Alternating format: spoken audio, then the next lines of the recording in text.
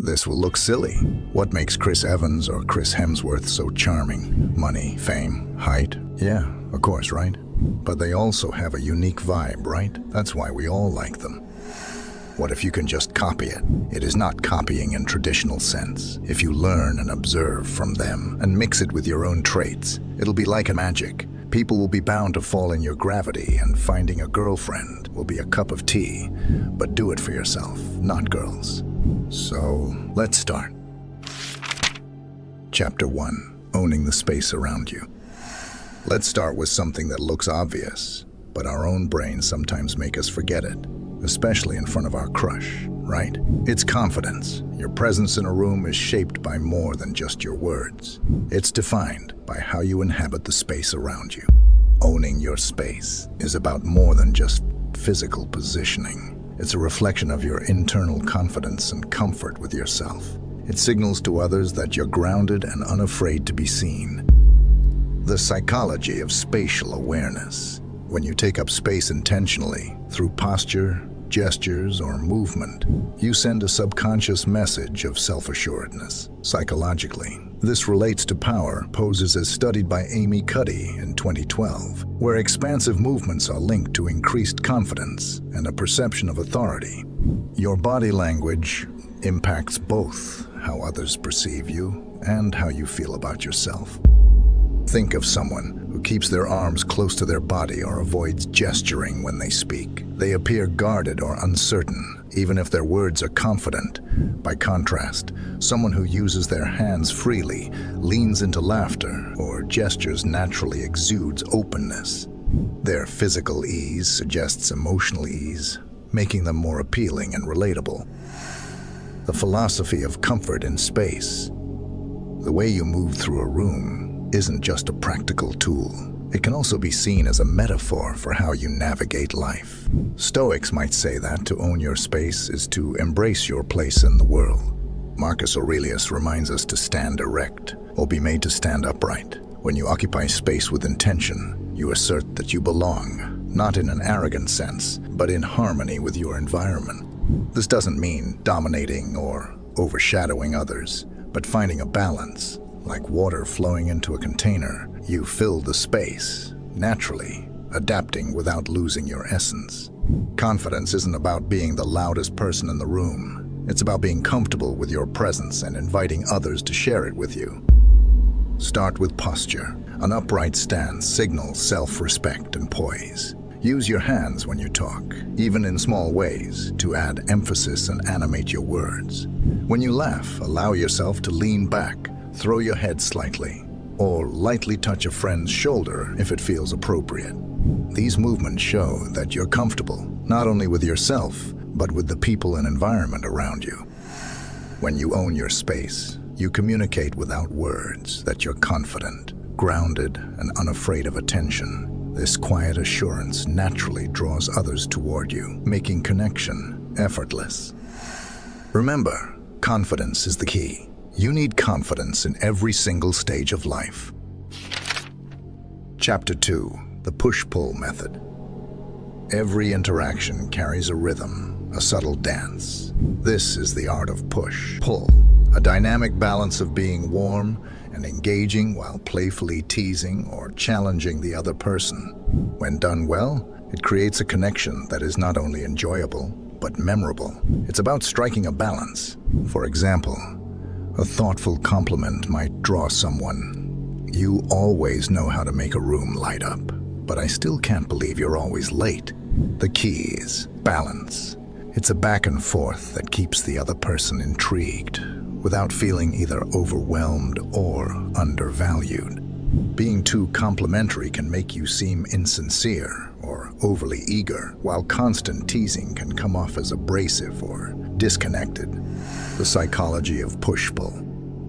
At its core, the push-pull method taps into a psychological principle known as intermittent reinforcement, rewarding unpredictably, which keeps attention heightened and engagement strong.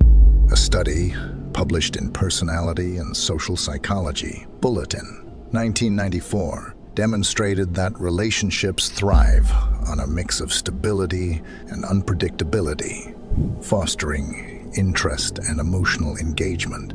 Push-pull mirrors this dynamic in conversation by keeping the interaction light yet stimulating.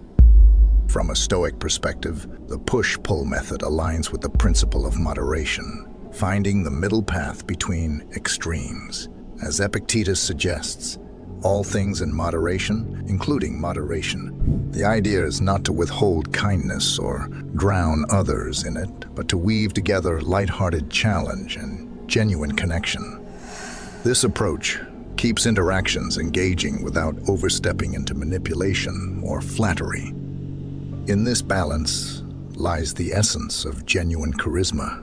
When you pair warmth with a touch of playfulness, you reflect both confidence and approachability. You're not afraid to compliment, but you're also unafraid to tease, showing that you're comfortable with yourself and others.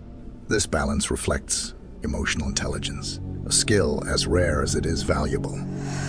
Mastering the push-pull dynamic. To use push-pull effectively, focus on being attuned to the person you're engaging with. Start with authenticity. Your compliments should feel real, and your teasing should remain lighthearted and respectful. Pay attention to how the other person reacts. If they smile or lean in, they're engaged. If they seem uncomfortable or pull back, adjust your tone. Think of this as conversational sparring, gentle and playful, not an attack. It's about testing boundaries without breaking them, creating rapport through a mix of admiration and wit. Over time, as you refine this skill, you'll notice how naturally it fosters deeper connections.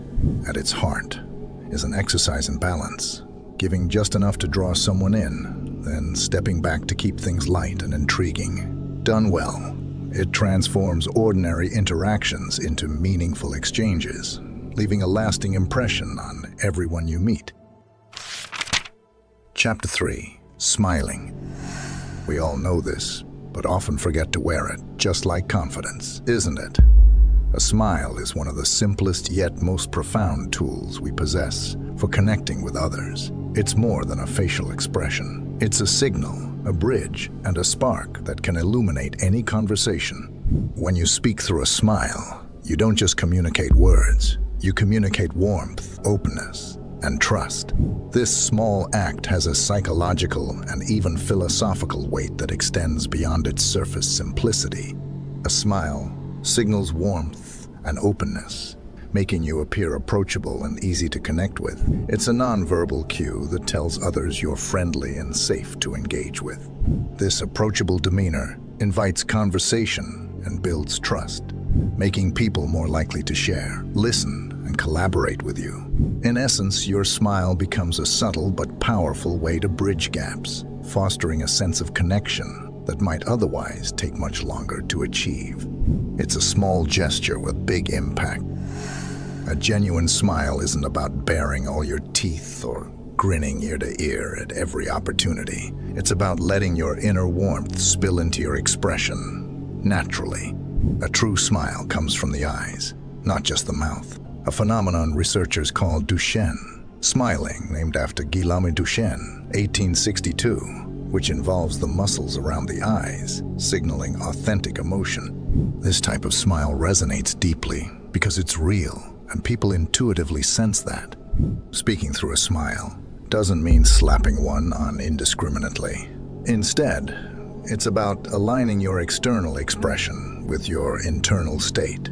By doing so, you create a harmonious interaction that fosters connection. It's like the sunlight after a storm, unexpected yet welcome, instantly shifting the mood. Psychologists often note that smiling creates a feedback loop. When you smile, your brain releases dopamine and serotonin, neurochemicals associated with happiness and stress reduction. This shift doesn't just affect you, it's contagious. Research in 2012, published in Psychological Science, demonstrated that seeing someone smile activates the mirror neurons in your brain, making you more likely to smile in return. It's a simple yet profound way to lead the emotional tone of an interaction. In the Stoic tradition, the concept of eudaimonia, flourishing or living in harmony with nature, a smile rooted in authenticity, mirrors a soul at peace. one that chooses to find joy, even amidst chaos. Marcus Aurelius reminds us, the soul becomes dyed with the color of its thoughts. A smile then becomes an outward expression of inner tranquility. It isn't about denying hardship, but about embracing your capacity to foster joy. Let your smile be a testament to your inner calm, a beacon of light in a world that often forgets to look for it. Chapter 4. The power of laughing at yourself. Last, but not the least, why so serious? True confidence isn't about projecting perfection. It's about embracing your imperfections with grace. Laughing at yourself is a hallmark of emotional resilience and a subtle display of inner strength. It shows others that you're not weighed down by ego and that you're unafraid of vulnerability, a trait that fosters trust and admiration. The psychology behind self-deprecation. When you laugh at yourself, you disarm social tension and put others at ease. Research from the Journal of Personality and Social Psychology, 2018, indicates that individuals who use light, self-deprecating humor are often perceived as more likable and approachable. It's a sign of self-awareness and humility, qualities that naturally attract people. However, there's a fine line. Self-deprecating humor works when it comes from a place of confidence, not insecurity. If overdone, it risks making you seem unsure of yourself or seeking validation. The key lies in timing and tone, owning your flaws with a smile, not apologizing for them. Stoic reflections on imperfection. The Stoics viewed imperfection as an integral part of life. Marcus Aurelius wrote, "Be tolerant with others and strict with yourself," a reminder to accept our flaws while striving for growth. Laughing at yourself aligns with this ethos. It acknowledges imperfection without being consumed by it. By seeing your mistakes or quirks as natural rather than shameful, you free yourself from the need for external approval. In a way, self-deprecating humor is an act of rebellion against the ego. It's a statement that you're more than your flaws and not defined by them. It demonstrates that you value growth over image, a mindset that inspires others to embrace their imperfections too.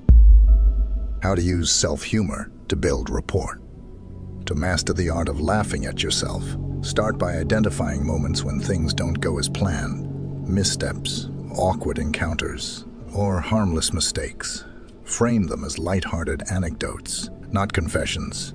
For instance, if you trip over your words during a presentation, you might quip, "Clearly, my brain and my mouth need to get on the same page." This approach shows you're not rattled by minor setbacks and can roll with life's punches.